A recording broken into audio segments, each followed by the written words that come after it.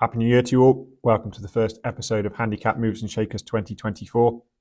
Thanks for checking out the videos if you haven't seen them before. Just my thoughts on the revised handicap marks, which come out on a Tuesday morning.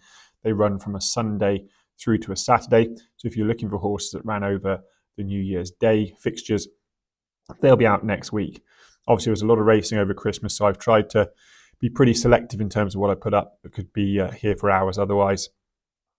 And if you've not seen it before, we work in a sort of top of the pops theory, going up, going down, non-movers and new entries. So we'll start back on Boxing Day and what looked on paper like a good handicap novice chase. Over 2 mile 4 furlong at Kempton, won in good style, I thought, by Your Wad. I think this race will work out well, and I think he's probably value for more than the winning margin. He really only got on top in the last couple of strides, but he was pulling away at the line. I thought Harry Cobden gave the runner-up Outlaw Pete a really good ride, and in typical Harry Cobden style, he got really good jumps at the last 2 fences, which perhaps kept him in there more than he perhaps was entitled to do. Your Wad wasn't as fluent, particularly at the second last. Stayed really well. I think this is a horse that will stay further. So he's gone up £6 to a mark of 141. A pretty sizable rise, really, for the margin he won by. But that seems to be the theme this year with the handicapper. He doesn't seem to be sort of putting horses up 1s and 2s, really. They seem to be going up in chunks if they win. So I thought £6 wasn't unreasonable. Like I said, if he goes up further in trip, I think he's got a great chance of defying that rise. He's clearly a progressive horse. He was ridden closer to the pace at Kempton. His first run at Sandown, which I think if anyone watched would think it was more of a sighter. He was dropped out and given plenty of time to get organised on his first chase start. Jumped pretty well in the main at Kempton, stayed on powerfully, like I said, up to 141, but I think he can defy that mark, particularly if he goes up in trip. Then the next one ran in the Quarto Star Novices Chase, obviously won in really good style by Ile-Francais, who just took the race apart from the flagfall, really. But Kilbeg King was one that I didn't really want to run too well. I've had my eye on him. He's been running over trips short of his best since trying chasing, was up to 3 miles here and duly took a big step forward. Handicap has given him £7 up to a mark of 142, which I hope isn't too much. And I don't think it is. I think he's still all right on that mark for a sort of nice spring target. He was about 3 lengths behind Hermes LN, who I think stayed. I think he gave his running. I think he was just beaten by a very good horse. I'd be absolutely against Hermes LN if he dropped back in trip. I think he looked absolutely fine at that 3 mile trip round Kempton. Now, he went into the Quarto Star rated 151. Handicap has dropped into 149, which I thought was a slightly strange move, given that Ile-Francais was just spectacular. But even accounting for the new mark of 149, just 3 lengths behind him was Kilbeg King. He's only on 142. I do think there's room in that mark for a spring handicap. But as we perhaps get on to later, I'm pretty concerned about the handicap marks the UK horses are getting. And I do think when it comes to particularly Cheltenham, now we're in the new year, we can talk about Cheltenham, in March, I think the handicap's going to be very tough to win for the UK horses. I think they've been hiked in the handicap a lot this year. Of course, the handicapper might increase the Irish tax that he gives these horses coming over, but that remains to be seen. So 142 in itself isn't a difficult mark, but if it's a spring handicap, I'm going to be very fearful of the Irish Raiders that come over. I think they might be even better handicap this year. Moving on to Market Raisin, and this was one that got away, really, I thought. O'Connell for Sue Smith, Nick Schofield finished 4th, as it was, in the Lincolnshire National up at Market Raisin over 3 mile 3. How he didn't win, I do not know. I mean, I'm not in running better, but I'm sure he was pretty close to very short odds turning in. He was travelling much the best. Missed 2 out, didn't jump all that well and came off the bridle and just failed to quicken, really. I think he perhaps took Nick Schofield by surprise that he didn't find perhaps as much off the bridle. That's not to say that he emptied, he just kept on going, but he didn't sprint away from him like he thought he might have. I think softer ground would suit him, but also it's probably the first time he's really been in a battle. It was a 4-way go to the finish. He was only beaten a length. But given how well he travelled, it was slightly disappointing that he didn't win. But because he's been campaigned to get a mark, it's probably the first time he's really had to get down and battle, and was probably lacking a little bit of sort of the streetwise attitude that some of the others around him had. It's up £1 to a mark of 111. That's neither here nor there. I think he's well capable of winning off this mark. He clearly stayed the trip very well. Would probably stay further because he just kept on galloping. But I do think slightly softer ground, probably a little bit of knowledge now of Nick Schofield and sort of what he's got under the bonnet. I think if he rode that again, he'd have been a lot more positive from turning in and essentially outstayed them. But O'Connell remains a horse of significant potential, I think, over staying trips, particularly up north, and particularly if getting softer ground. Tom Lacey's good day continued up at Wetherby. He had Blow Your Wad at Kempton, and then Elogio won for Cameron Isles, who I've mentioned plenty of times. He's absolutely thieving £7 as far as I'm concerned. Elogio won in good style, and I don't think he had things go his own way. He's clearly a bit quirky. Didn't jump the last all that well. He sort of pricked his ears and was wandering around a little bit. And then he hung left up the home straight. But even more concerning before that was he got squeezed up on the home turn. David Maxwell's horse came in on him and sort of snatched up and stumbled and lost all momentum. Came straight back on the bridle and won going away. That was off a mark of 110. The handicap is given him £7 up to 117. Obviously take into account the fact that if Stan Shepherd jumped on next time, he's effectively off 124 because Cameron was taking 7 off at Wetherby, and I think Cameron is very good value for his 7. But he's clearly a progressive horse. He stayed that 2 mile 3 trip really well, and I think in a big field handicap, he might do better yet. He seemed to really like passing horses, and when he got to the front, he was doing his worst work because he was sort of wandering around and got a bit lonely. But I think in a better race, held up a little bit longer even, he's probably got scope off this mark of 117. Then winning at Wetherby, the Roland Merrick, was Fontaine Collonges. Now, her first start of the year was at Sandown, where she ballooned the first and got rid of her jockey, and then proceeded to cause all sorts of merry havoc for the other runners on her way round. But she was very good here, jumped nicely for Shane Quinlan, who still claims 3. Very good horseman and an important part, I think, of Venetia Williams' team. Doesn't ride all that much for other people, but whenever he's called up by Venetia, he does a very good job. She jumped and travelled really well. She only had 10 stone 3, which I think is a big advantage in these staying handicap chases. And those that were in and around had plenty of weight, apart from Carl Philippe, who was the favourite, but he bled, so that might be why he ran poorly. So it could be that this race slightly fell apart. And she's gone up £7 now to a mark of 140. But Empire Steel came there, turning in, and looked like he was going to serve it up to her. And she very quickly dealt with him between 3 out and 2 out and stayed on very well. Soft ground and a flat track clearly suit her well. She's fairly lightly raced for a 9-year-old, but she's not really had a go of a sort of sustained period where she's got her conditions. So her form would perhaps suggest that this mark of 140 is beyond her, but when she's had soft ground, she's sort of run at undulating tracks that don't suit. And then very rarely has she had soft ground and a flat track. She's sort of had a flat track and better ground. I think soft ground, flat track together really see her in a better light. Somewhere like Haydock, for example, might suit her very well. And I'm not entirely convinced that a mark of 140 is beyond her. I think she's better than she's shown still. And like I said, for a 9-year-old, she's very lightly raced. So I'd be pretty keen to stick with her in staying handicap chase on a flat track with soft ground. Down at Wincanton, another horse that will probably be a staying chaser in time, or undoubtedly will be a staying chaser in time, was the Philip Hobbs Johnson White Train Goshhowposh. He won at Wincanton, having unseated at the last previously in the Haydock, I call it the Fixed Brush or the Betfair Stayers Challenge, whatever it's called now. The Racing Post comments say that he was making no inroads when unseating at the last at Haydock. I didn't see it that way. I think he was sticking to his task pretty well, and I wouldn't have been convinced that he wouldn't have run into perhaps 4th place on that occasion. Took this race apart at Wincanton, won really easily. Again, big baby, pricked his ears when he got to the front, didn't look to be doing a tap in front from Mikael Nolan.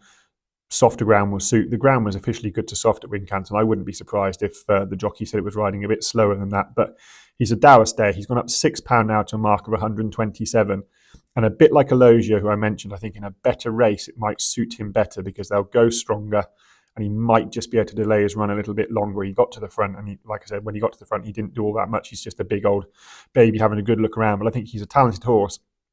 And he's certainly a horse that's going to make up into a better chaser, provided he can get his jumping organised. He's by Malanas, who I think is a chronically underrated stallion. And he's a horse I'm very keen to follow through while the ground is soft and while he's getting testing conditions. Then on to the Welsh national, Nassalam. I mean, firstly, a brilliant performance by Gary Moore and Keelan Quinn, but he's gone up £16 to a mark of 161. As you'll see, I've really not taken much out of 8-1, nothing out of Aintree on Boxing Day, all that much out of Chepstow on Welsh National Day, because the ground was so attritional. I think it's very difficult to trust form lines on that ground. I'd sooner leave it alone and just draw a line through it. But the handicapper hasn't. He's taken this absolutely literally up £16 to a mark of 161 for Nassalam. For me, it's bonkers. They just as well give up with him now, or they're going to have to go hurdling. I've seen it. They'll say he's got a Gold Cup entry, and of course that would make sense if it came up very testing. But even then, I'm not sure that he's anywhere near that class. I think he's just a very good horse on testing ground.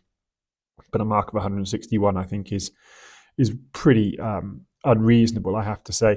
So I don't quite know what they'll do with him. But just a sign really of the handicapper having big old swings at horses on testing ground. And I just cannot believe that he honestly thinks that Nassalam is a 161 horse. But that's the mark he's got, and that's what I have to deal with. But for me, if I see Nassalam's name now in a chase, I can just happily pass him by, because I think he's done his winning for now.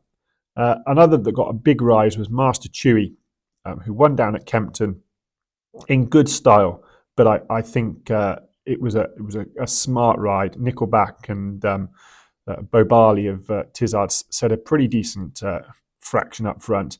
I don't entirely buy that they cut each other's throats. I personally think that James Best compromised Nickelback's chance by trying to temper his enthusiasm over 2 miles, which he tried to do over 2 mile 4 before that in the John Frankham chase when beaten by Hermes LN. I thought he might just drop the reins at Nickelback and see how fast he could go and how long he could go that speed for, and essentially outstay them over 2 miles. But he didn't. He tried to temper his enthusiasm. I thought it was a pretty poor round of jumping from Nickelback because of that, being hassled all the time by Borbarley.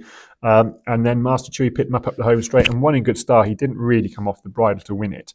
But he's up to a mark of 150 now. I'm just not sure that's a reasonable mark. I mean, he was pretty comprehensively beaten by Elixir de Nuts previously at Newbury. He was beaten a length and a half. He was getting £9. Elixir de Nuts has run perfectly well, but he's rated 156. So quite how that Master Chewy is on 150, I'm just not sure. I think if they upped him in trip, 2 mile 4, that would perhaps make him interesting in a handicap. But I just don't see that over 2 miles he's a 150 horse personally. And I don't think it will matter anyway. I think they'll probably go to the Arkle with him. Twiston Davis team are never frightened to have a proper swing and tilt at a windmill a little bit. And I think you'd be surprised not to see Master Chewy in the Arkle, where he'll take his chance, I'm sure. Also down at Kempton, probably one of the most unlucky losers of the Christmas period, or certainly that I saw, was Gaye Legacy for Tom Simmons, who's starting to get his horse into good form, so keep an eye out for them. She clipped heels just after the third last hurdle, I should say, at Kempton, which is the last down the back. Didn't jump the hurdle all that well, and then as she picked herself up, she sort of ran onto the horse in front of her, clipped heels, lost all sorts of momentum, and crucially lost track position. Ben Post at the time was trying to make up ground up the inside, ended up losing ground as the race was quickening in front of him, and the winner certainly very easily got first run on him. She flew up the home straight. There was a bit of a pace collapse. They'd gone hard up front and she'd been ridden cold, but she stayed really well. The ground was described as good to soft. Again, I think it was probably a bit softer, but that would have suited her. The softer ground still will suit her further. She's up £2 to a mark of 112, but I think in a decent race with a strong pace up front on soft ground, I think she's certainly up to a mark of 112 and might be able to get her head in front next time and atone for that perhaps unfortunate loss at Kempton over Christmas. Also getting a significant £10 rise is Punta Del Este for the Skelton team. Well ridden by Tristan Durrell up at Haydock, and won on heavy ground up to 2 mile 3 for the first time. He'd been well punted in a heavy ground hurdle at Sandon over 2 miles last time. Didn't quite happen for him. He ran into a very well handicapped horse of Gary Moore's, but this increase in trip and a weak enough race saw him do the job very well. I think if the ground stays heavy and they perhaps gave him a bit of time, went back to Haydock, where there's obviously plenty of racing through January and into February, he might well be capable of defying a mark of 131 in those conditions. I think he's probably a little bit like Nassalam in that he's a significantly better horse on heavy ground and significantly better over a little bit further than 2 miles. So if he got those conditions again, I wouldn't necessarily think that £10 will stop him for all, that it's a pretty sizable rise. At Newbury, Issar D'Airy got a really good ride from Niall Houlihan.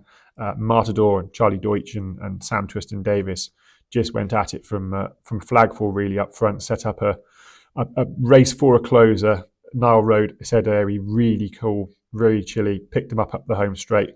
It's got £8 up to a mark of 120, and I think this is a case of that's him done with really for this season. He's going to need to come down because all of his form says that he's not really much better than 115, and I think this was just a case of getting the best ride and the most efficient ride in the race, where the two in front of him and the two more fancied horses went too hard. He did jump well. That's obviously an important attribute for him, and he stayed well enough. But I just thought initially £8 to a mark of 120, Issar D'Airy would be a horse I'd be keen to oppose next time.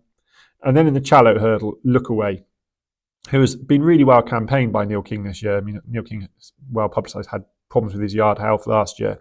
He's made up for it this year. Lookaway's won a couple, and he's run well in the Great Wood and ran well again here in this novice contest. He's gone up £1 to a mark of 137. I think he got outstayed by Captain Teague essentially on testing ground over 2 mile 4. But I think he'd perhaps be interesting in something like the Betfair hurdle off a mark of 137. Particularly if the ground came up soft. You know, they know he handles it now and they know he stays well, can get out in front. His jumping is a real attribute. The fact he can make his own running is a real attribute. And I thought a mark of 137 in the Betfair, he'd get a nice weight, sort of around about 11.4, 11.5, I should think. I think he could be dangerous in a race like that. So Lookaway is still in there with a chance of landing yet more prizes this season off a mark of 137. And then finally at Newbury, the last of the horses going up, was Walking on Air, who made his chasing debut, finished to great effect behind my friend Harry, or something like that, for Ben Pauling. Keelan Woods went 3 strikes over on the winner, which I think is significant. Walking on Air was only just beaten coming back at the line, and because of the elbow at Newbury, James Bowen had to switch him out from his left to the right. That probably cost him a little bit of momentum as well. Finished to good effect. He's looking like a well-handicapped horse, but I think if you added up all the times that someone had mentioned that Walking on Air was a well-handicapped horse, it'd be a fairly sizable total. He's just 2 wins from 9. He's fairly lightly raced. I think he's been difficult to train, but he is a disappointing horse in terms of win return, because he's clearly got plenty of ability, but he doesn't win all that much. So I suspect Walking on Air will be a short price favourite next time he runs. I think he's undoubtedly well handicapped, but just the overall profile of him as a horse, I think that over the period of his career, if you opposed him at short prices and tried to find something against him, you would actually end up in front, as opposed to backing him at short prices for all that. I think a mark of 139 underestimates his ability. I think he's a frustrating horse, and I think he's difficult to get right. I think he needs things to fall his own way. But mark of 139 is definitely within his grasp if he can put it all together again. Horses going down now, and there's very few on this list. Just to sort of make a case in point, the handicapper seems to be putting them up in lumps and bringing them down in dribs and drabs. I mean, Giovinco, for example, ran no race at all in the Quarto Star, and his mark is left unchanged. Now, there was perfectly reasonable explanation for why he ran poorly. He'd had a hard race before, but the handicapper seems to take that into account by not dropping him. And yet, as I mentioned with Nassalam, he doesn't seem to take into account the fact that many of the horses in behind him simply didn't handle the conditions, and Nassalam clearly thrives on it. So it seems to be that he takes winning form literally and then looks for reasons why horses that are beaten have perhaps run below themselves, and doesn't sort of treat them accordingly. But maybe that's me getting the wrong end of the stick. But there are not as many horses coming down in the handicap that are sort of catching my eye as certainly last season. So the 3 I've got, Idalko Bihoue, he ran in that race behind Your Wad. And to me, he just looked outpaced throughout. He just looked like he was always going half a gear quicker than he wanted to be. He's jumping down the back. It was adequate. It kind of kept him in there, but there was 1 or 2 where he really sort of grabbed at them, didn't look all that organised, and sort of got away with it as opposed to excelling at it. And then turning in, the writing was on the wall. He was just in top gear and weakened out of it. I'm not giving up on him yet. I think a mark of 134 is still perfectly reasonable. I think he's a talented horse. I think he needs slightly slower ground, and I think he might need a bit further than this 2 mile 4. But I wouldn't give up on him just yet. I think Idalko Bihoue is still a smart horse to line the handicap chase with. Iron Bridge was one of the only ones really that sort of ran any sort of race in the Welsh National behind Nassalam. He got dropped £2 to a mark of 140. I mean, he was beaten the distance we better described in furlongs than lengths. He was thoroughly smashed by Nassalam, as we all saw. But just on his novice chase form, I do think a mark of 140 underestimates this horse. I think he's got a pot in him. Wouldn't want to bump into Nassalam again. He probably wouldn't want the ground quite as desperate as it was there. But I think coming into the spring, some of those sort of staying handicap chases, if the ground was on the soft side of good to soft or just soft and not Chepstow desperate, I think he is a horse that's worth persisting with now off a mark of 140, dropped £2. And then one final one was a horse returning off a 245-day layoff, and that was the Paul Nicholls Silent Revolution, who ran at Newbury at the weekend behind Rambo T. Rambo T was a very impressive winner. He's gone up something like £10. But Silent Revolution really caught the eye the way he travelled into the race, turning in under Bryony Frost. She looked to me like she was at pains not to do too much with him. He'd had a wind up, wanted to finish his race off, and he actually dragged her, I think, closer than she wanted to be, to sort of 2 out challenging. And then he did weaken, and he did tire. He was pretty weak in the market. I saw the Betfair piece that Paul Nicholls did with him, and he said he would need the run. If he needed the run here as much as they thought he did, this was a good run. He's down now to a mark of 127. He got dropped £1. I think he's a horse that's still well handicapped if he can build on this. He has tried chasing once before and didn't jump all that well, but he was given time off after that, so maybe some physical issues came to light. So Silent Revolution is definitely a horse that I've got in my tracker. I'd prefer him over hurdles, given that he didn't jump all that well over fences on his last try. But his hurdle and chase mark to me looks perfectly fair enough. And then to finish with a couple of non-movers and a new entry. But we'll start with the new entry first because it ties in actually to one of the non-movers. Bhaloo for Nicky Henderson. It's got an opening mark of 126, which I just thought was a little bit stiff really for what he's achieved. Again, it appears that the handicapper has taken the run of Dancing in Brazil, who was well beaten, I think, back and forth, and Bantier, who was beaten even further for Paul Nicholls. Looks like he's taken them literally. To me, it looked like Dancing in Brazil compromised his chances. He was very keen through the race. Didn't really finish his race off at Doncaster. Bantier hung pretty badly up the home straight. I don't think that helped his chances. So Blue's got a mark of 126, and my initial thought is that might not be a gift for his opening mark, and maybe it's sort of a case of the trainer's name alongside the horse adding a couple of pounds to what might have been a mark in the lower 120s, perhaps on form he's shown. That ties us then into one of the non-movers, which is Classic King. Now, he hasn't run, but he finished 3 lengths in front of Bhaloo at Kempton, staying on very nicely. Now, Bhaloo clearly improved for the step-up in trip at Doncaster, but I think it's very hard to argue that Classic King would not also improve the step-up in trip. They were well beaten behind the good mare Queen's Gamble at Kempton. She's a quick mare, especially over 2 miles. They both stayed on behind. I think Classic King, stepping up in trip, would improve. He's got a mark of 124. Like I say, he finished 3 lengths in front of Bhaloo, 2 lengths behind Queen's Gamble, who's now 128 after her win at Taunton. I think Classic King looks like he's quite a nicely handicapped horse. He is entered in a novice hurdle on Monday. Be interesting to see whether they take up that engagement, stepping up in trip, or whether they've drawn the same conclusion that I've drawn, or whether Emma Lavelle watches Handicap Moves and Shakers and says, thanks, Ross. Yeah, mark of 124. We'll perhaps look for a handicap pot off that. But I do think a mark of 124 for Classic King looks lenient in light of what Queen's Gamble has done since and what mark Bhaloo has been given by the handicapper. Then a couple of other non-movers. Perfecto, again from that good handicap novice chase at Kempton. He stayed on from a long way back in a race where it paid to be prominent. He's pretty fragile. He's a 9-year-old. He's only had 10 starts. He looks to me like he's crying out for 3 miles, but stays on a mark of 123. There's no doubt in my mind he's better than that, provided his sort of fairly stop-start career and clearly a catalogue of injuries hasn't taken its toll on him too much. Then another one that SBK Next Best, the one that slightly got away, is Regal Blue, ran at Haydock over 2 mile 4 furlongs on his second chase start. He proved to run at Leicester on his chase debut, and sort of run a strange race at Leicester over 2 mile 4, where he didn't travel all that well in the early stages, tanked through the middle part of the race and looked to be taking a great hold and enjoying his jumping, and then sort of just slightly got outpaced at Leicester before staying on again at the death. Pretty much replicated that at Haydock, sort of a bit sluggish with his jumping early, travelled really nicely through the middle part of the race, got outpaced after 3 out to 2 out, and then flew home after the last again when it looked like he was going backwards.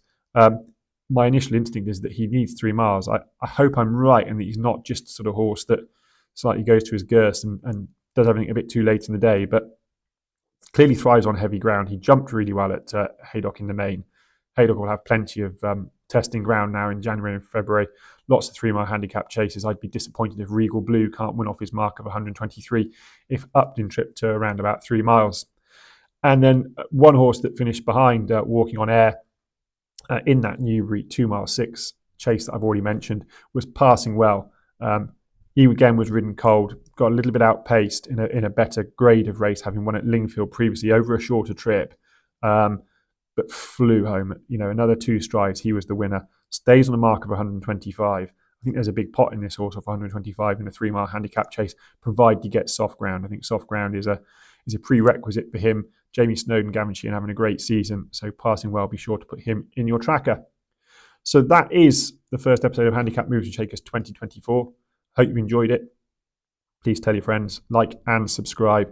And as ever, if you've got any questions or if there's horses I've missed, and there will be this week because I've tried to condense it down. If you're interested in one and want my opinion, do drop me a message in the comments or find me on Twitter.